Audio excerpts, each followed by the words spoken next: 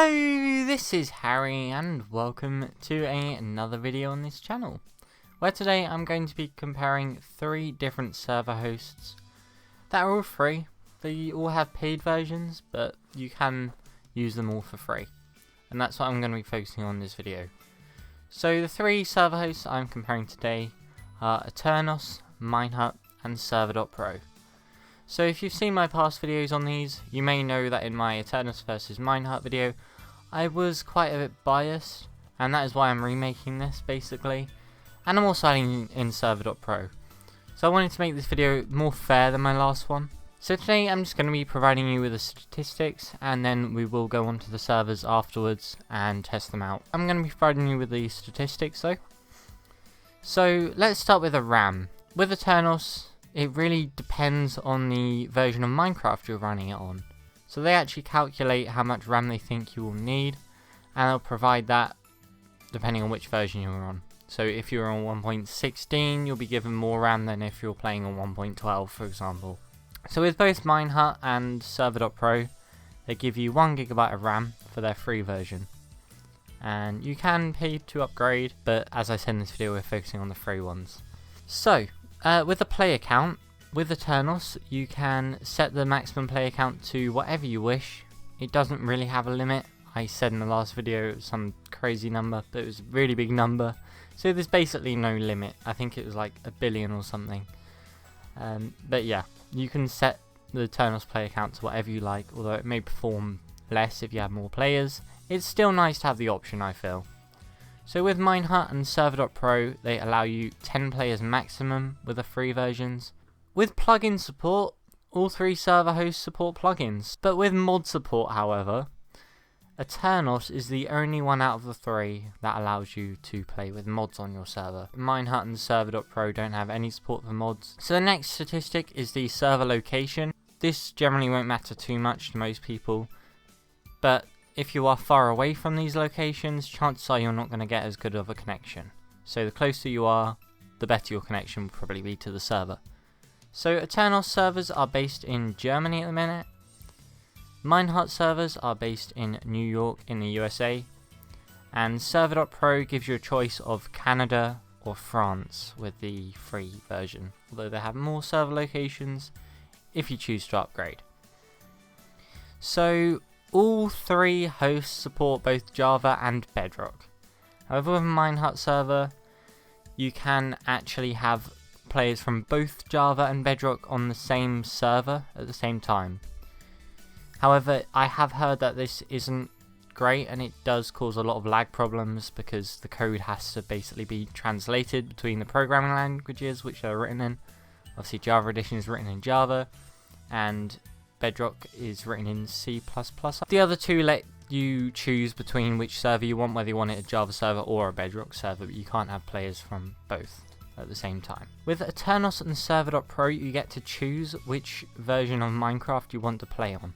So you can choose 1.12, 1.16, 1.14, you can even go back to 1.8, you can go back way further than 1.8 on most of the hosts. You can go up to about 1.5, I think, on Aternos or Server.Pro. But with Minehut, you are fixed to the latest version of Minecraft, unless you install a plugin. I've been told that there is a plugin which allows you to have your server on an old version of Minecraft rather than the latest. But if you create a Minehut server with no plugins, you're going to be stuck on 1.16. So do bear that in mind, you won't be able to change it. So with Aternos, there are many different server softwares that you can choose for your server. So you can have it as a vanilla server, Paper Bucket, Forge, Spigot Bucket, Fabric, Mod Packs, Glowstone or Magma. Some of those are for the Bedrock Edition obviously, but most of those are for Java. With Server.Pro, you have Vanilla, Spigot, Paper or Craft Bucket. But with Minehut, yet again you are fixed on Spigot. You cannot change your server software from Spigot, so you can use plugins. You can't change which server software. With the IP customizability, with Aternos and Minehut, you can with both of those you get to choose your IP, or at least the first half, it's going to have either .aternos.me or whatever the Minehut one is, I forgot, but it'll have a fixed one at the end which you cannot change, but you can put whatever you like in front of that and it will count as the IP. With Server.Pro it's a bit confusing, so it will generate a random IP which changes every time you turn the server on or restart it, but apparently you can join with, I don't remember exactly what they call it, but I'll put it on the screen now. But you can join with that instead, which is customizable the same way that Aternos or Minehut server IPs are. So it's worth mentioning that none of these servers have 24-hour support, at least not free. You can pay for that, obviously, as you can with most things on this list. But the server will only stay on for a limited amount of time if no players are online. And with Server.Pro, you do have to refresh it every hour. So if there's no one on there, it's just going to go off straight away. Even if someone is on there and the owner of the server forgets to refresh it every hour, it will just switch off, no matter whether there's people on there or not.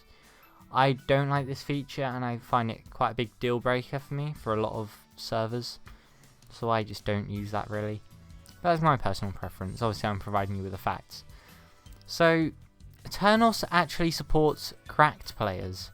So if you have a cracked, illegitimate version of Minecraft, you can join Aternos servers if they have the setting on for it. So there's a setting on Aternos where you can choose whether you want to allow cracked players. So it can mess with some other aspects of the server, but if you have that, people with cracked accounts can join.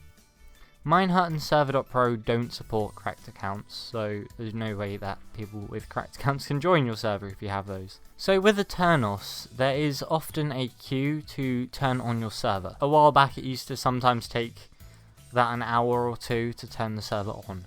Generally now, when I try and turn it on, I think they have fixed it or just less people are playing it now. But generally it only takes about 5 to 10 minutes, sometimes a bit more. But it doesn't usually take too long and it doesn't bother me too much. So with Minehut, they have a special feature where you can join via the Minehut lobby. So if the server is offline, you can do /join and then the server name. And it should take you to the server. So this is great if you have kind of a multiplayer public server. However, I've found it in the past very unreliable, so I've tried to join via that, and I guess it's nice to have it. Some people may use it, some people may enjoy it, but I'm not a big fan because I find that sometimes the command just doesn't work. I've demonstrated that in previous videos. I'm not going to try that today. I'm just going to start it up via the website. But if you can get that to work, it may be a very useful feature. So with Server.Pro, they have a big downside when you create the server. So depending on the time of day again, because it depends how many people are requesting to create a server for the first time, you may have to wait in a very long queue. I think the other day when I tried to create it, there was about 1,700 people in front of me in the queue, and it took me quite a few hours. I went off to go and do something, and I came back and said you didn't respond, so the server has been taken out of the queue, and I had to redo it all again. So yeah, that is very frustrating, but you will only have to deal with that once. Sorry to butt in here, but I was wrong about the queue system for Server.Pro, so this ridiculously long queue is always there every time you turn the server on, and it is about 1,700 at bad times. So the queue with Server.Pro is just far worse than the queue with Aternos is now. So a lot of people in the comments of the past videos asked about ways to fix lag on these servers. Particularly Aternos, I got quite a few comments about that because Aternos can be laggy sometimes, but I still feel like the positives of Aternos outweigh some of the other servers here. But the ways you can fix lag, or at least reduce it. So some of these work if it's on your end, some work if it's on the server end, some work if it's on the internet. So one way to do it is to download Optifine. You need to place the download in your mods folder, and then once you're in the game, you can tweak the settings in the performance tab of the options menu. So another thing to do is simply to try playing at different times of the day. So this may not be easy, it depends what you're using the server for. But sometimes the day are way more busy than others. For example, if I start my server at 10 AM, I will go straight into it, there'll be no lag whatsoever. But if I start at peak time, which is about anywhere between 4 and 7 PM here, it's really busy. There's loads of people trying to turn the server on, loads of people trying to play Aternos, and it gets pretty laggy. Sometimes it's not too bad, sometimes I get rubber banded backwards constantly and I have to keep fighting against the lag. But it doesn't happen too bad, and it's usually not too much of a problem that it bothers me too much.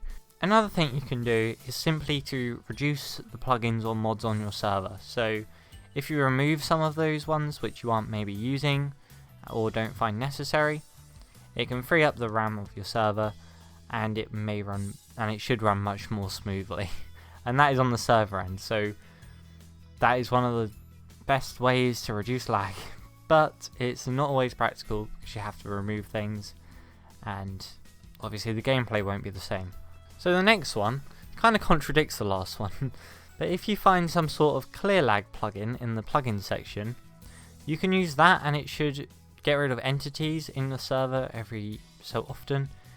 And entities cause a lot of lag in Minecraft, so that would free up a lot of RAM as well. Just generally, I think you should use clear lag plugin because it's very useful and it clears lag, and it doesn't take anything away from the server. Another thing you can do is try changing the server software. So I mentioned earlier that you can't do this with Minehut, but with Aternos or Server.Pro you can change the software.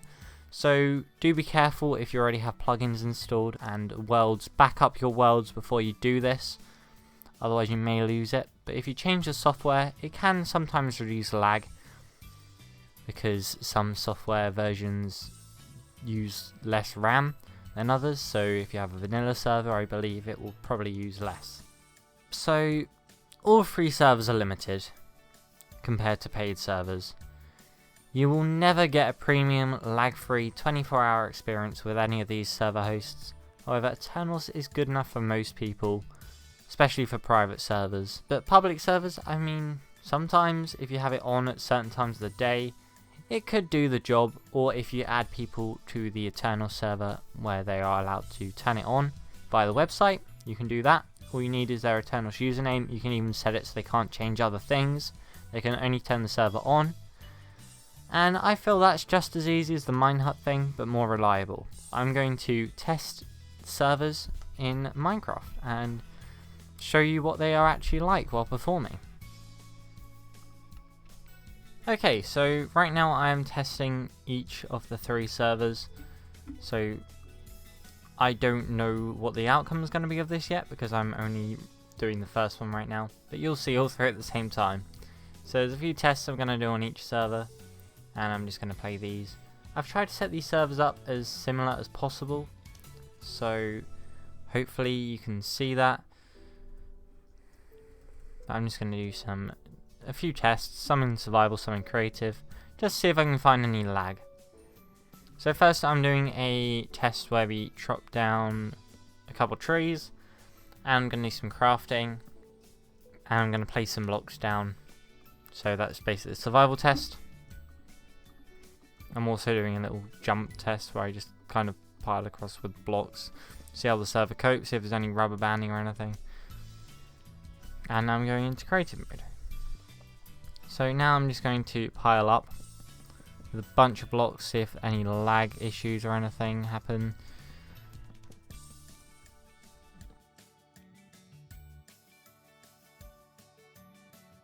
And now I'm going to mine straight down to bedrock.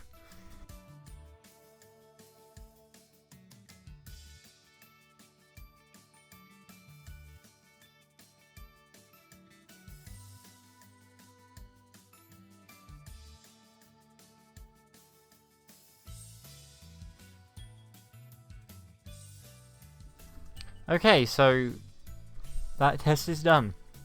We hit bedrock. Okay, so you may notice that I'm now wearing different clothes. This is because I am now recording the next day. And you know why that is?